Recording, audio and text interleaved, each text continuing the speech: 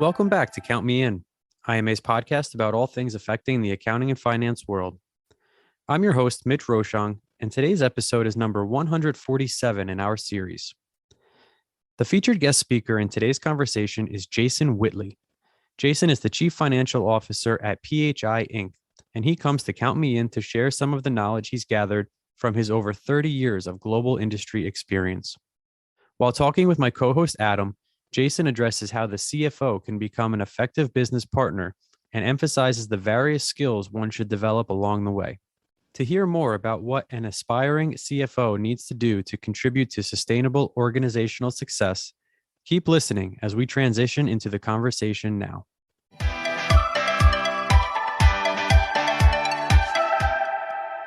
CFOs are now being looked to for governance, risk management, business change, business resilience, technology advancement, and the list goes on from there.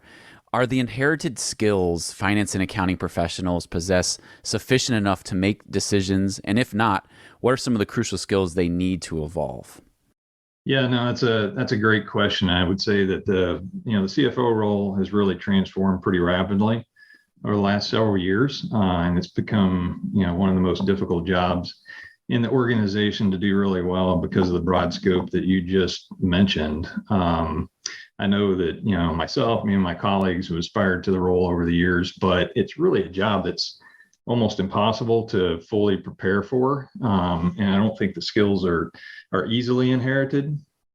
You're expected many times to have a depth of knowledge in several different areas. The ones you mentioned, including treasury, accounting, risk management, tax, IT, controls, and then on top of all that, you need to really have a good in-depth knowledge of the business operations if you want to be an effective business partner. And I've probably even left out a few areas, but the point is that it's really extensive. It's difficult, obviously, to have depth of knowledge in all of those areas. So inevitably, you're going to enter the job with some skill gaps.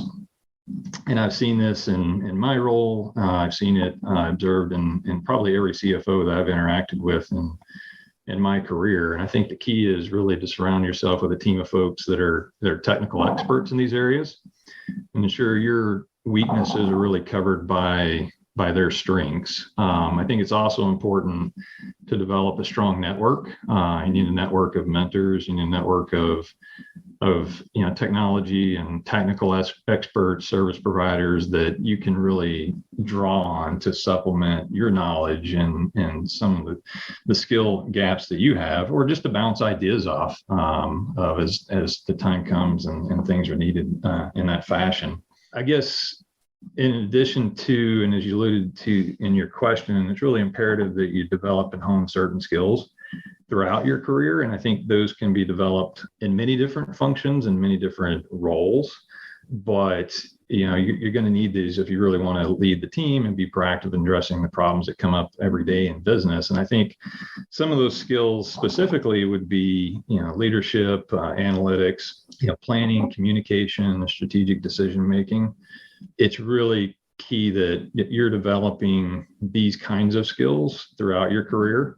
And those can be things that you develop in finance and accounting. It could be in strategy, business development, operations, or other functions. But every role should involve developing and utilizing those skills so that you're really ready when the time comes to take on all of the responsibility and scope that comes along with a CFO role.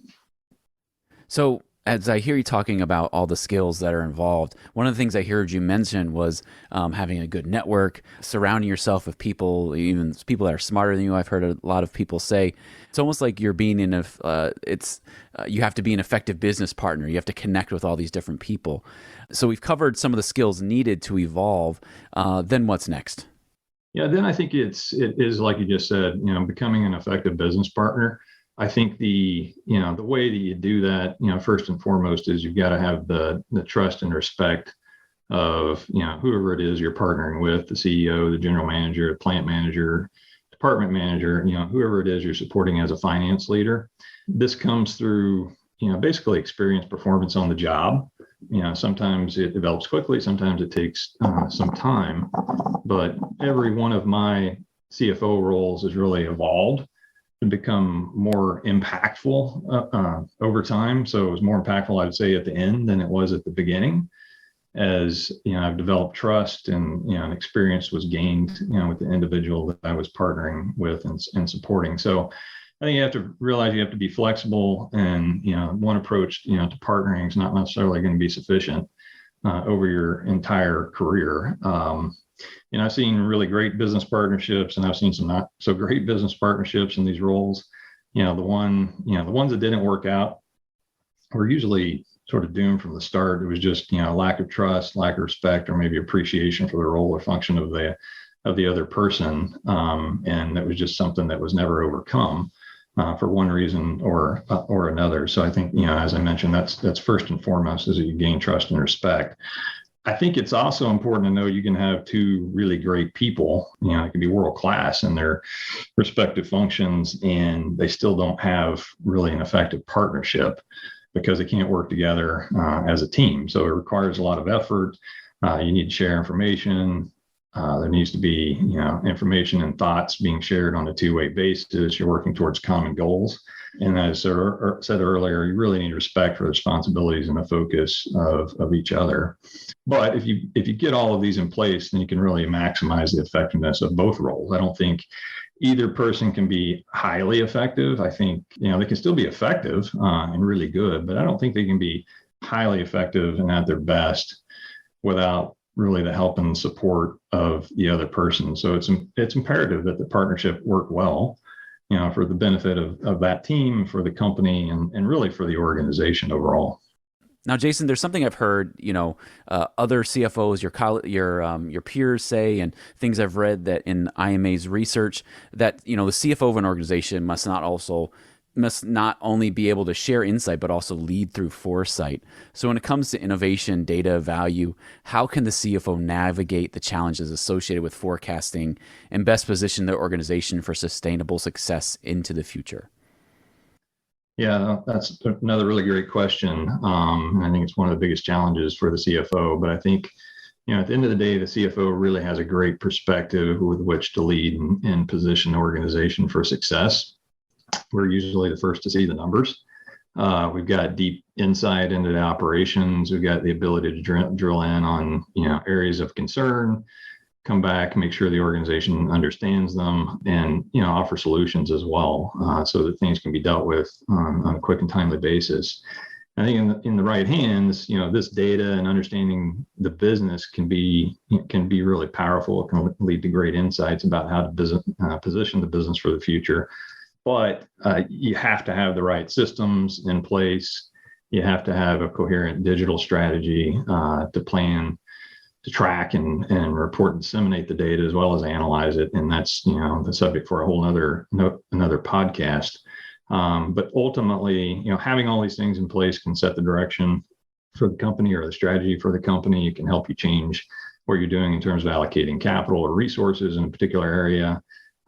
You can also recommend that something that has been put forward or is an initiative for the company that isn't necessarily working be stopped.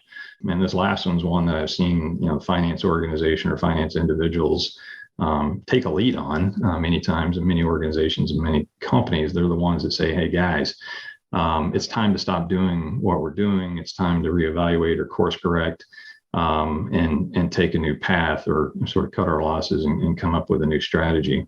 I don't think there's that many positions in the company where you have this kind of confluence of information. And it's really, powerful in helping you address challenges and as I mentioned earlier, course correct, depending on what the business dynamic is. So I think the CFO has to be ready to use this information, got to be ready to speak up in regards to the trends, the direction of pressure in the marketplace or the organization, and make sure everyone understands what the data is telling them and come up with viable strategic solutions to address them. So a lot of accounting and finance professionals, their goal is to get to that CFO level. What skills does a CFO need? We've talked a lot about some of those skills already, but if you're an aspiring CFO, what should you set your sights on? Where should you develop your skills to get to that next level? Yeah, no, great question. I think some of the skills I mentioned earlier, but let me dive a little bit deeper into what I think are really the most important. and get a little bit more granular in terms of what you really need to become an effective CFO if you're trying to get to that level. But one of the ways that I think about it is a way that my mentor, 20 years ago, a CFO that I worked with, described. And so basically, finance, you have two different jobs, right? And they're equally important. The first one is you got to make sure the numbers are right. And this is, reporting, the controls, processes, systems. I mean, ultimately, you're the single source of truth for the organization. And this is where you're going to spend, 51% of your time. The other 49% of your time is to help improve the numbers. So it's really that simple, those two things.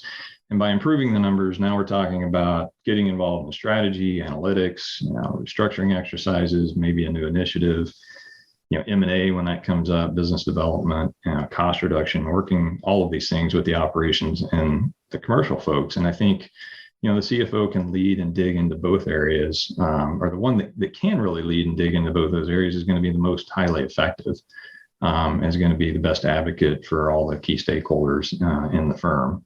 I've been involved in a couple of situations where, the first one wasn't in place, the control aspect to it and making sure the numbers are right. And we spent massive amounts of time putting the house in order.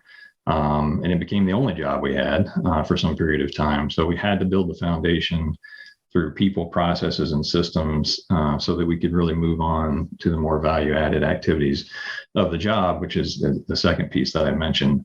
I think the other piece is there needs to be complete transparency. So you have to develop the skill for putting out not only the good news but the bad news, and make sure that there aren't any surprises. I used to have a former CEO that said, bad news doesn't age well, and I think that adage applies to every organization that I've been in. You don't want to hold up the dissemination of the bad news. The situation could get worse. A lot of times they don't resolve themselves, favorably. And if you can get the information out there quickly enough, you can bring, to bear all the resources of the organization on the problem. And I think the key for the CFO here is to set the tone at the top, so the organization follows this line of thinking constantly. A couple other points. I think you need to build organizational rapport. It's good to have strong partnerships with all of the executive staff members or the extended staff, and these will change depending on the job that you're in. But learning how to develop organizational rapport is important, because you need to be a trusted resource for all of those stakeholders, and you can't really have the impact you want to have in an organization unless you've got that rapport. And if you do have it, your impact is going to be much greater than it would be otherwise. And I think lastly, I would say you just need to approach the position with a balanced viewpoint. Don't be too conservative. Don't be too aggressive in your approach.